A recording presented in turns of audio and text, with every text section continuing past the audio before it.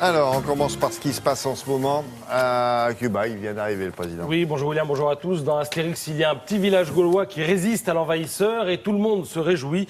Eh bien, dans le grand livre de la géopolitique mondiale, il y a une petite île qui conteste l'hégémonie américaine. Et c'est sans doute ce qui plaît aux Français, ou en tout cas à la gauche française. Cette île, c'est Cuba, et vous verrez que ça sent bon le rhum et la fumée de cigares ce matin à la une des journaux. Le plus audacieux d'entre eux étant sans doute Libération, qui nous propose une dans la lignée des meilleurs croisons-les, vous savez. Voici donc Olche, ou alors Guévaland.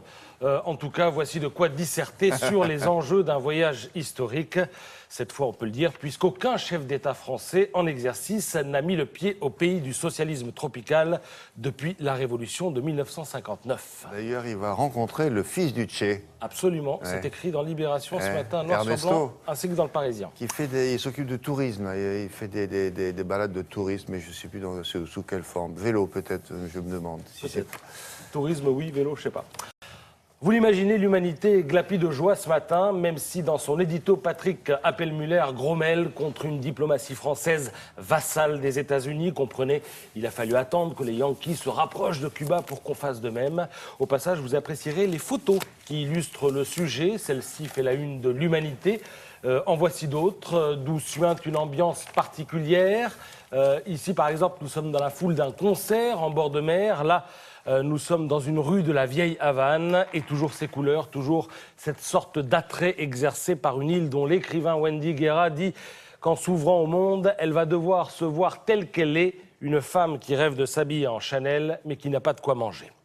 Alors oui, le communisme ayant fait son œuvre, Cuba, dont l'humanité souligne que le taux d'alphabétisation y est tout de même de 99,8%, Cuba donc crève un peu la dalle, mais Cuba tient bon depuis près d'un demi-siècle. C'est pourquoi la France et Hollande s'y pointent avec du miel plein la bouche. Il suffit de voir les déclarations recensées par la presse pour s'en convaincre, sans perdre de vue bien sûr que comme souvent, il y a ce que l'on dit et ce qu'il faut comprendre. Par exemple, quand un conseiller élyséen dit « Nous allons là-bas en partenaire dans le souci d'accompagner l'évolution de Cuba », il faut comprendre, on est là pour faire du business. Je rappelle que François Hollande a mis une trentaine de patrons dans ses bagages. Quand l'ex-président du Sénat, Jean-Pierre Bel, dit « La porte d'entrée de Cuba en Europe, c'est nous », eh bien, il souhaite en fait que les Cubains se rappellent que la France est, avec l'Espagne, le seul pays européen à n'avoir jamais complètement laissé tomber Cuba quand l'Union européenne suspendait toute coopération avec la Havane pour cause de répression sur place.